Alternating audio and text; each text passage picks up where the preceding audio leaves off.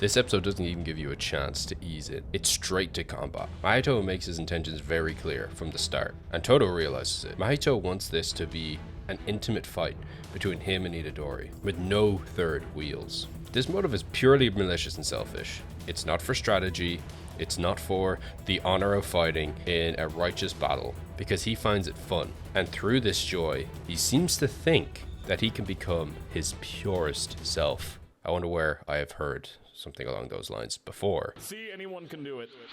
That's a terrible impression. As I said, Mahito has made his goal clear from the start. He's using Itadori as a stepping stone to his goal, and in tearing down Itadori, by dismantling Itadori, he can build his true self. And there seems to be only one person who can stand in the way of this. A shining star called Todo.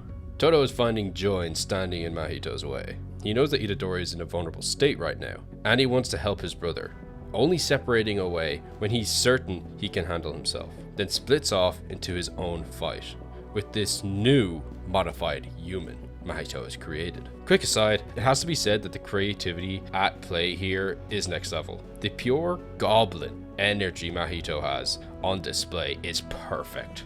From the head pop replaced with a snail body, and then his head running around while laughing like a child. He really comes across as someone playing here, like a kid playing catch. The animation is only adding to his chaoticness in this scene. Todo squares up against the new modified human, confident in his own strength, only to find this guy can throw hands.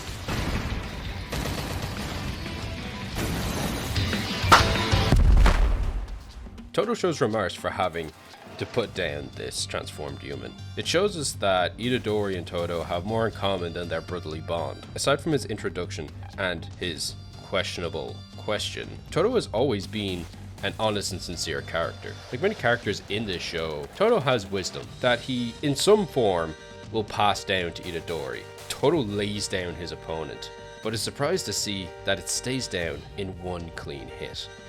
While surprised at first, he comes to the conclusion that these transformed humans have a glass cannon-like quality, meaning that although they can dish out damage, they can't take it, and we're left to wonder if he can handle a few more of these enemies. When we switch perspectives, Mahito is still ecstatic. He has what he wants most of all, a one-on-one with Itadori. He's laughing manically with these wild-scale attacks after attack at Itadori. And with the grace of a butterfly, Itadori dodges and maneuvers around. The animation here is unfriggin' believable. But something here is hidden under the surface of this sequence. It's become more apparent that Itadori is showing less or next to no emotion. This is so heavily contrasted by Mahito's gleeful joy. That was until he gets cock-blocked. Todo is back, and this sours Mahito's attitude. Almost immediately, Mahito grows tired of not being able to hit Todo, as Todo's curse technique grants him so much mobility that he intends to clip the bird of his wings. By opening his domain for less than a split of a second, he can do what he has to do to Todo before Sukuna can punish him for it. It activates and targets Todo's arm. He shows us what levels he is really capable of going to. He chops off his arm in an instant without even thinking. Now, this is just an arm to most people, but for Todo, this is his bread and butter. This is his curse technique. This is his fighting spirit. In a way, it's like he's castrating himself, in terms of fighting, at least. And with that being said, because of this, he has no escape. It will take a miracle to save him now.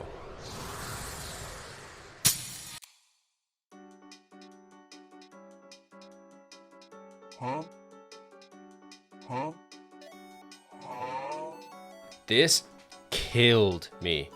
Not only revealing that the locket is of Todo's pop idol, but also Itadori made it inside too. And the cherry on the cake, Nobunaga Shikazami's performance of Mahito, and his reaction is chef's kiss, followed by a tone change in sequence that went on for so long that I almost expected this to be Todo's domain expansion. But no, it's only representation of how much of a power play Todo is about to perform.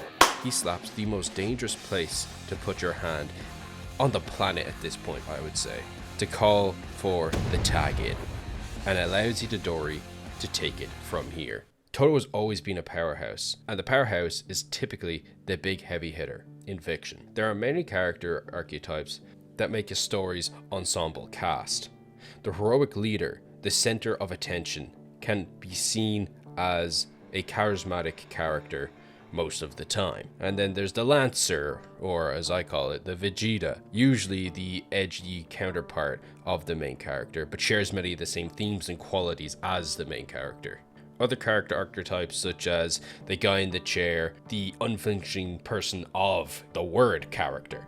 But one of these archetypes is almost destined to be underdeveloped and be played for comedic relief, but are powerful to do the heavy hitting when it's needed. Narratively speaking, this lines up with Todo very clearly.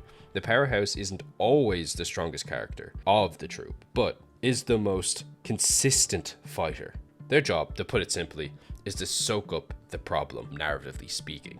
Whether that's to take a big hit from the final boss or a horde of jobber enemies, so the plot and the main party can move forward. And this theory comes full circle when Todo takes that hit, sacrificing his hand and thus his agency in the plot. So the party, being Itadori, can continue the journey and this battle. As Itadori runs towards his foe, we see the falling light of Todo, and then he reaches his opponent. He splashes down, and Mahito reveals he's one step closer to his full potential. I love this way of expanding a transformation. The fact that this has been hinted at throughout this arc, and the conditions that are required to reach this form. I know the form doesn't really seem to actually empower him, but it sure as hell makes him more durable. This to me felt like a really organic way for this character to transform. Classic trope in shonen stories is the hero will stand by and just let the bad guy power up. This is just like Goku and Frieza in DBZ, or Vegeta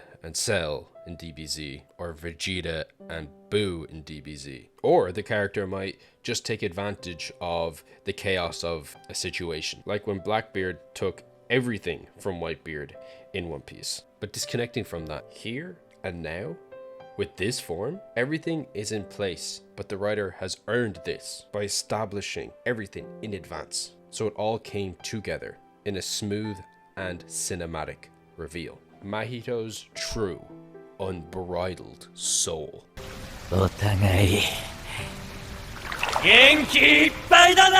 First Todo's masterpiece, and now Mahito's semi-apotheosis. Itadori has remained silent and stoic, fighting his best fight. Mahito's new form has not even taken any strain on him, at least emotional strain. Both these boys are very tired. There's no shock, there's no contemplation, pure, raw determination. Both fighters are fatigued, but both are more than ready to keep this slogfest up. But before Mahito can gain an upper hand, we hear a man's sunset gamble. Sunsetting is when you fall out of relevance in the plot. Todo reveals that he can still use his curse technique, as a clap is not a physical thing, but an act of one's soul. Mahito prepares for an attack, but it was a bluff. A master play, which made me think of him using a similar play on Hanami, and just like it did then, it creates an opening for Itadori, and Itadori takes it. A simple, powerful blow. This blow acts as a transition to yet another transformation. Itadori has undergone a transformation all of his own. This fight always had two sides to it. The physical goal that Todo and Itadori are going for. Their goal is to end Mahito before he can cause any more damage or loss of life. But the second part of this battle has always been the mental game. Much like playing Teemo Top or using the noob tube in old school COD, Mahito has been breaking Itadori down in order to gain his true self. But he has flown too close to the sun, and instead of empowering himself, he has created a complete monster. The imagery used here is just sublime. A dark pack of wolves hunting crippled prey, and that prey is doing all it can to postpone the inevitable. pathetically. Once again, the imagery puts focus on making the reality completely dim while making the fantasy this bright, contrasting beast. But this time, the imagery is not focusing on the bright parts like in Nobara's childhood stories or Nanami's retirement plan. This is a cold fantasy of complete and utter dread. Mahito is robbed of his victory by Todo and Itadori. He lost because he underestimated humanity, because he was alone. Or was he? No, he's sleeping.